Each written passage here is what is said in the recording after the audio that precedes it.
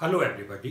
आज की इस वीडियो में मैं डिस्कस करने जा रहा हूँ कुछ फंडामेंटल प्रॉब्लम्स जो मैंने ईएमटी से लिए हैं और ईएमटी के इलेक्ट्रोस्टैटिक पोर्शन से प्रॉब्लम्स हैं।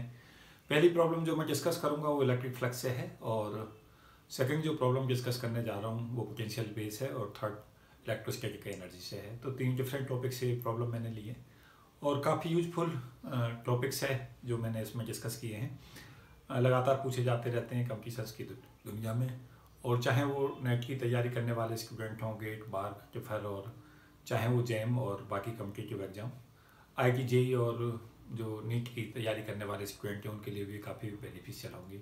तो पहली प्रॉब्लम मैं डिस्कस कर रहा हूँ।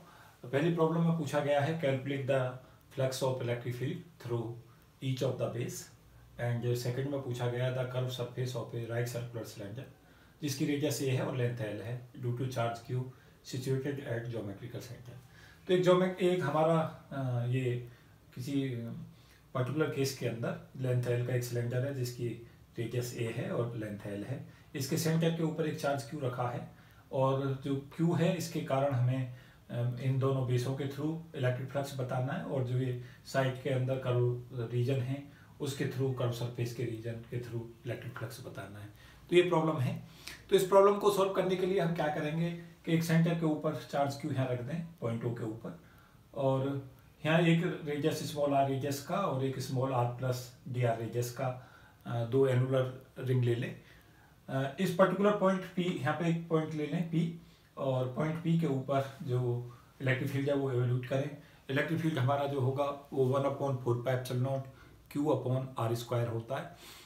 आर जहाँ पे चार्ज क्यू से डिस्टेंस होती है, लेकिन यहाँ पे जो उस डिस्टेंस को आर डैश ले लें, और आर डैश के लिए हम कंसेप्ट अप्लाई कर दें। ये डिस्टेंस है आर और ये डिस्टेंस यहाँ से यहाँ तक L/2 होगी।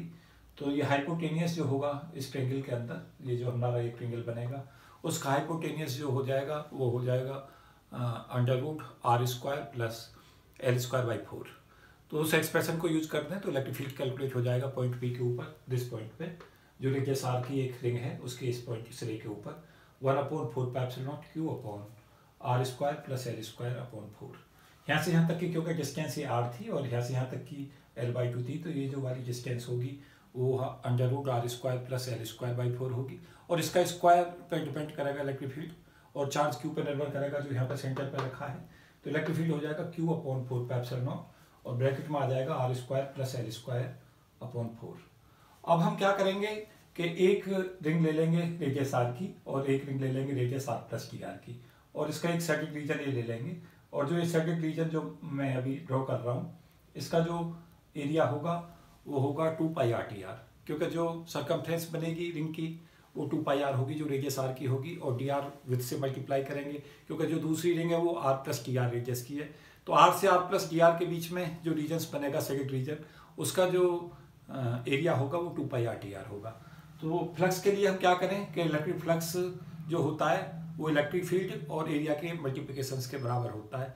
तो उसको अप्लाई करें इलेक्ट्रिक फ्लक्स को, जैसे हम लेंगे तो ये हमारा जो ∇φ होता है वो हम जानते हैं, वो मिलेगा हमारा E.dA, और जब हम इस एक्सप्रेशंस को लेंगे E.dA को तो ये बनेगा E × cos θ × dA, और ये E cos θ आ जाएगा है, और dA जो आ जाएगा जो एरिया है वो 2πr/dr है।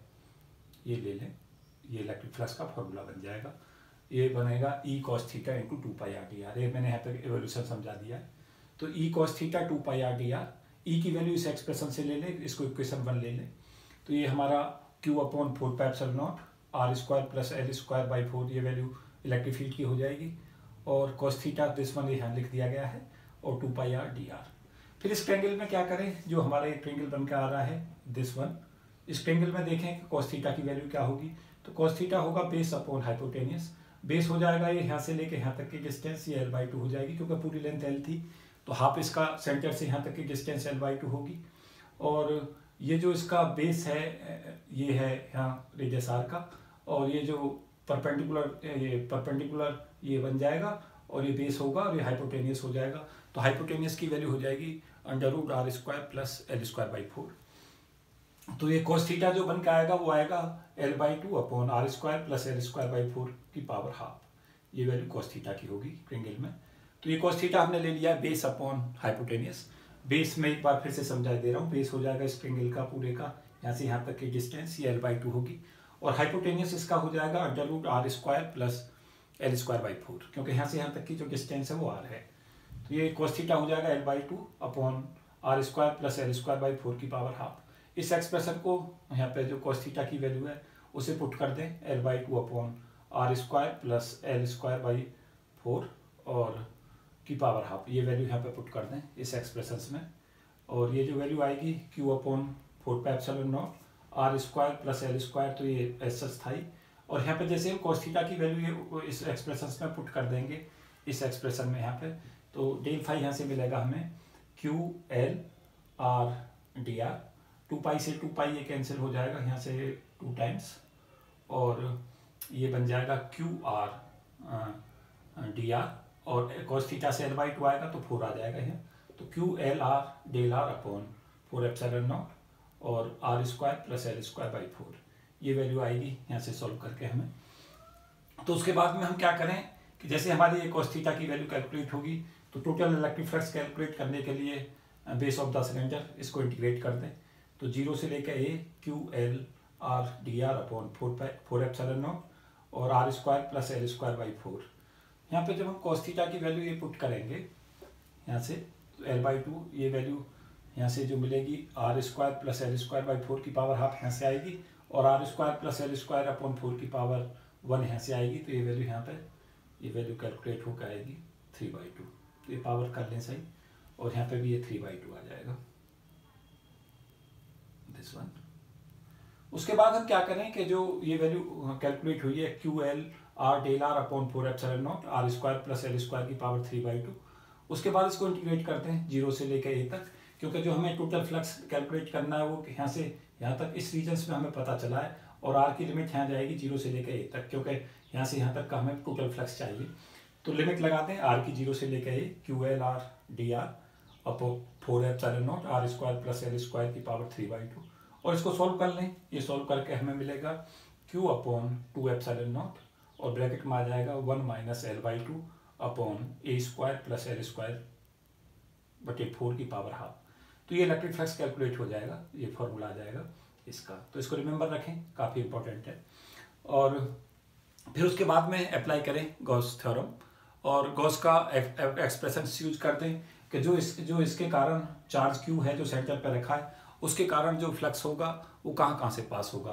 तो पता चला कि जो बेसों के थ्रू पास होगा, एक यहाँ से पास जाएगा, एक यहाँ से जाएगा, तो ये जो इलेक्ट्रिक फ्लक्स आ जाएगा ये 2π इंटू बेस आ जाएगा, 5 बेस यहाँ से पास होगा, 5 बेस इधर से पास होगा, और इन कर्व रीजन से पास होगा।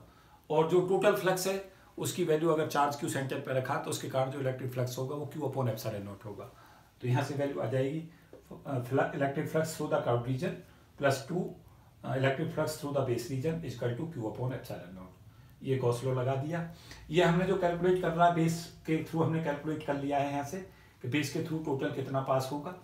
तो जो यहाँ से कर्व हमें पता चल जाएगा। कर्व के लिए हम क्या करेंगे, जो Q अपॉन ε0 माइनस 2π बेस कर देंगे।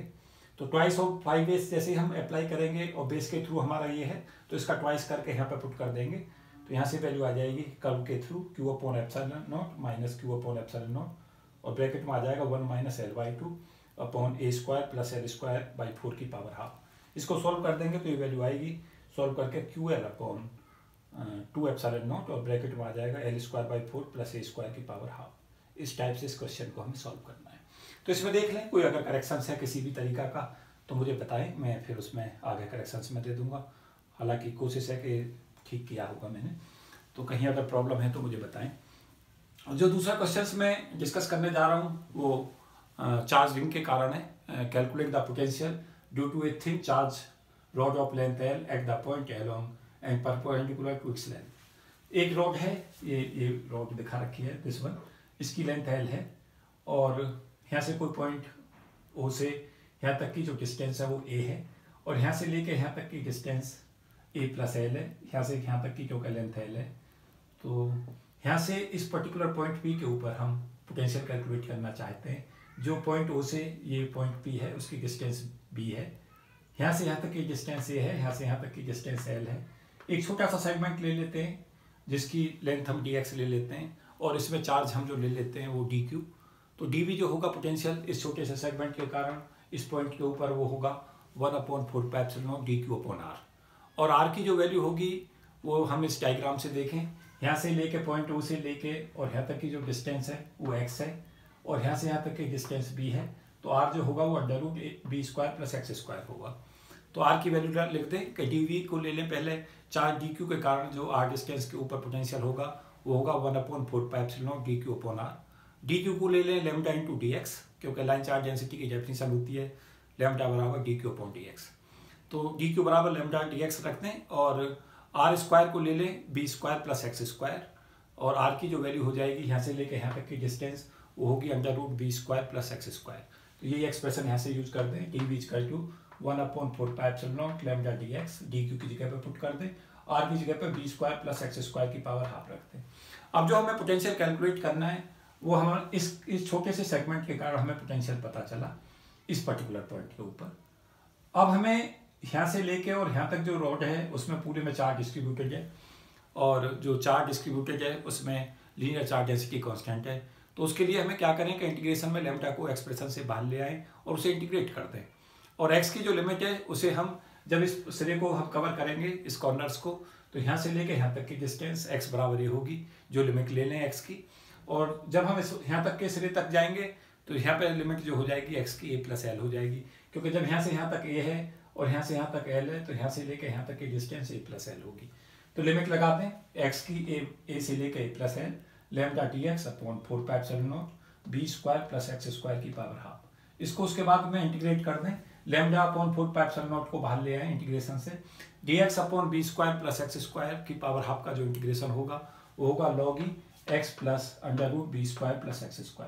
ये ब्रैकेट में है क्लोज पूरा और x की लिमिट ले लें a से लेके a + l तक। पहले अपर लिमिट लगा दें x बराबर a + l, तो यहाँ से वैल्यू आ जाएगी log x की जगह पे a + l रखेंगे तो a + l प्लस √ और ये आ जाएगा हमारा x की जगह पे रख देंगे जो वैल्यू है उसको पुट कर देंगे x की जगह पे a + l, तो यहाँ पे पुट कर दें x की जगह पे a + l और ये b² यहाँ से s सच आ जाएगा।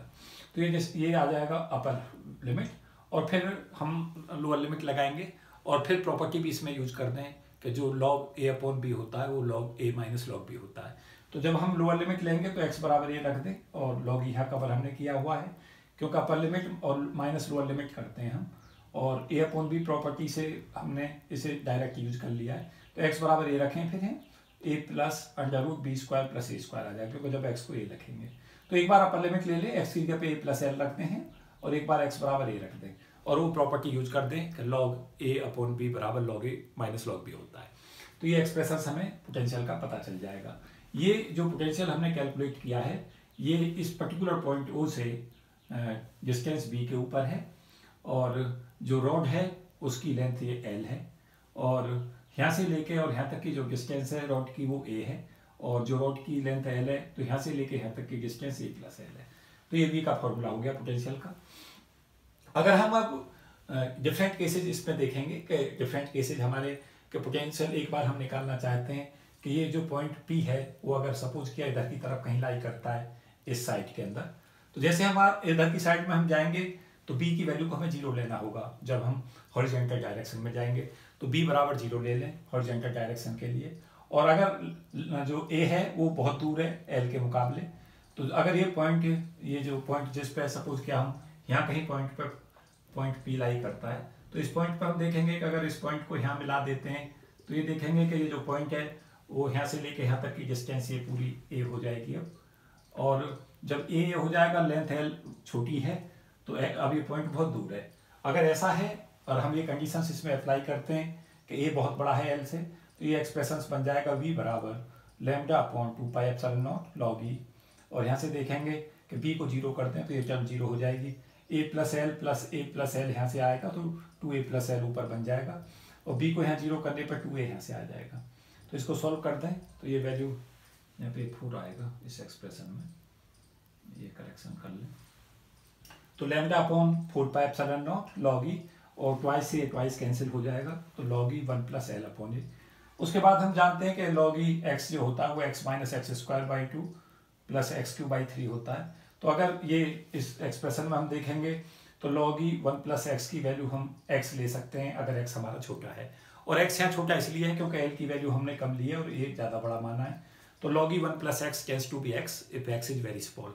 वो एक्सप्रेशन यूज करें तो lambda upon 4 pi epsilon naught l upon a आ जाएगा। लैम्डा l की जगह पे q ले ले तो q upon 4 pi epsilon not ये फॉर्मूला आ जाएगा। तो ये हम जानते हैं कि अब इस केस के अंदर जो ये चार्ज है वो पॉइंट चार्ज की तरह बिहेव करेगा। तो जैसे जैसे ये पॉइंट बहुत दूर चला जाता है तो ये पूरी की पूरी रॉड ऐसे काम करती है जैसे कि एक पॉइंट चार्ज होता है, उसी तरीका से बिहेव कर रही है, क्योंकि पॉइंट चार्ज के कारण जो पोटेंशियल होता है आर डिस्टेंस पे वो 1/4 pi epsilon naught q upon r होता है, और अगर हम आर बराबर ए करते हैं तो पोटेंशियल हो जाएगा Q upon 4 pi epsilon not a. तो इस टाइप से इस क्वेश्चन को देखें तो ये सॉल्यूशन हो गया इसका। और अगर a बराबर 0 है और b जो है l से बहुत बड़ा है तो इस केस में जब हमारा a 0 होगा तो a हम यहाँ से पॉइंट ले रहे थे, तो अब जो डिस्टेंस थी वो a थी, अब पॉइंट हमारा कहीं यहाँ लाई करेगा, इस तरीका से केस होगा ये परपेंडिकुलर, क्योंकि यहाँ पे a को 0 किया गया है। तो अगर a 0 है और b बहुत बड़ा है और ये पॉइंट जो है b वो बहुत दूर लाई करता हो कहीं और बहुत आगे जाके, तो उस केस में यहाँ पे इस कंडीशंस को हम अप्लाई कर देंगे। इस कंडीशंस को ये परपेंडिकुलर टू एक्सिस होगा क्योंकि इस एक्सिस के ये परपेंडिकुलर पॉइंट होगा। तो अगर हम ऐसा लेते हैं तो v बराबर हो जाएगा lambda upon 4 pi epsilon naught log e l upon b plus, क्योंकि अब हम क्या करेंगे a को यहाँ पे 0 ले लेंगे इस एक्सप्रेशन में, तो यहाँ भी 0 कर देंगे, इस a को यहाँ भी 0 कर देंगे और इसमें भी 0 और यहाँ भी 0। तो ये एक्सप्रेशन बन जाएगा log e l upon b plus bracket में टर्म आ जाएगी 1 plus l square upon b square की पावर हाफ। इसको जैसे हम सॉल्व करेंगे तो ये आ जाएगा lambda upon 4 pi epsilon naught log e, और जो ये वैल्यू आएगी जब इसके अंदर हम इसे सॉल्व कर देंगे तो ये 1 प्लस एल अपॉन बी आ जाएगा, क्योंकि ये जो टर्म है ये बहुत छोटी हो जाएगी और हम इस टर्म को इग्नोर कर देंगे और इस टर्म को कंसीडर कर लेंगे, तो ये टर्म आ जाएगी। और जब हम log ई 1 प्लस एक्स को x लिख पाएंगे अगर x बहुत स्मॉल है तो ये आ जाएगा lambda upon 4 pi epsilon naught l upon b, और लैम्डा l हो जाएगा q, तो q upon 4 pi epsilon not b। तो अब फिर ये काम ऐसे ही करना है, अगर ये पॉइंट बहुत दूर लाई करता है तो ऐसा लगेगा कि पूरी की पूरी जो रॉड है उसका चार्ज यहाँ पर रखा हुआ है। तो उसी तरीका से फॉर्मूला आ गया जो पहले पैटर्न में आया है। तो इस टाइप से हम क्वेश्चंस कर पाएंगे। तो काफ़ी इंपॉर्टेंट क्वेश्चन था अपने आप में, और इसी क्वेश्चन के लिए हम इलेक्ट्रिक फील्ड भी इवेल्यूट करना, मैं चाहूँगा कि तुम लोग इलेक्ट्रिक फील्ड करके देखें इसी क्वेश्चन का सोल्यूशन, तो वो भी पूछा जा सकता है। तो काफ़ी इंपॉर्टेंट कंसेप्ट था इसमें जो लगा हुआ है। क्वेश्चन नंबर 3 में डिस्कस कर रहा हूँ। एक conducting sphere of radius capital R carries A charge Q. एक कंडक्टिंग स्फीयर है जिसकी रेडियस आर है और उसके अंदर चार्ज क्यू है। Calculate total energy stored in surrounding space. तो कंडक्टिंग स्फीयर में हम जानते हैं कि कंडक्टिंग स्फीयर के अंदर इलेक्ट्रिक फील्ड 0 होता है और एक्सटर्नल पॉइंट पर जो इलेक्ट्रिक फील्ड है वो होता है 1/4 pi epsilon naught q upon r square. Gauss law से हम उसे सॉल्व कर लेते हैं। गॉस लॉ कहता है कि ई डॉट डी एस बराबर क्यू अपॉन एप्सिलॉन नॉट होता है, और जो चार्ज है पूरा का पूरा वो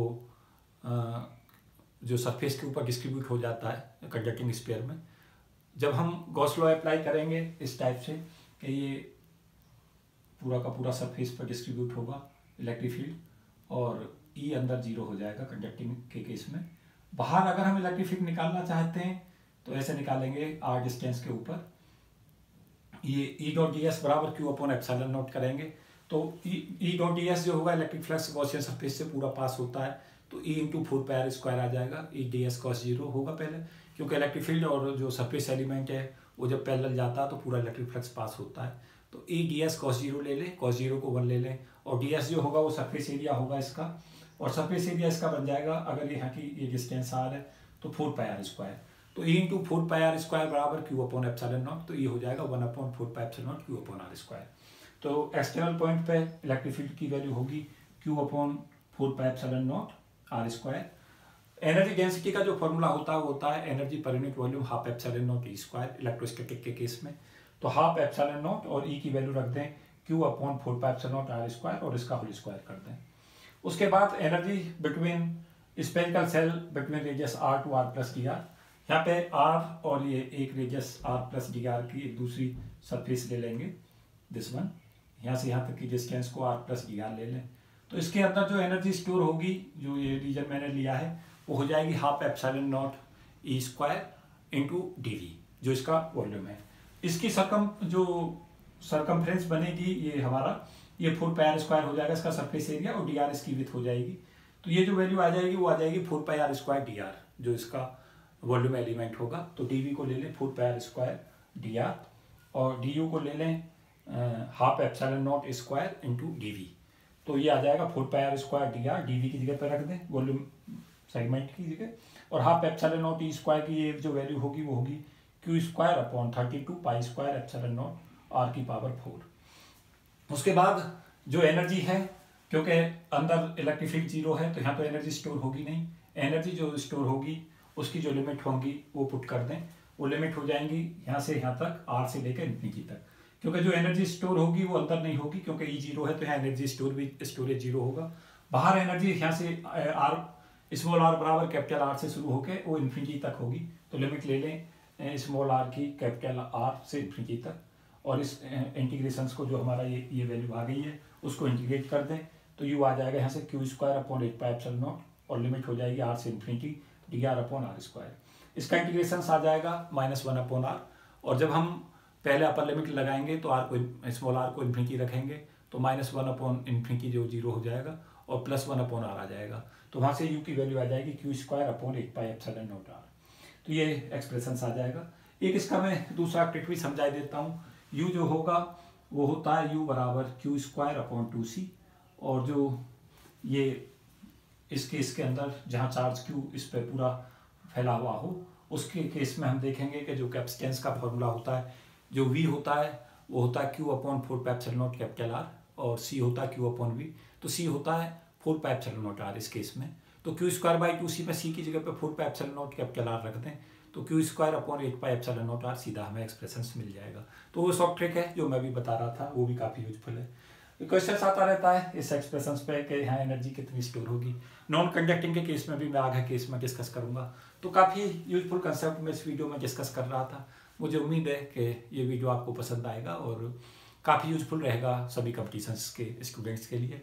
साथ साथ मैं ये भी कहना चाहूँगा कि ये सभी वीडियो गाँव के बच्चों को समर्पित है मेरी तरफ से, जो गाइडेंस के अभाव में जीवन में आगे नहीं बढ़ पाते, तो वहाँ तक पहुँचाने का इसमें सहयोग करते रहें, और इस चैनल को सब्सक्राइब करते रहें, और इसके कंटेंट को शेयर करते रहें। Thank you and best wishes.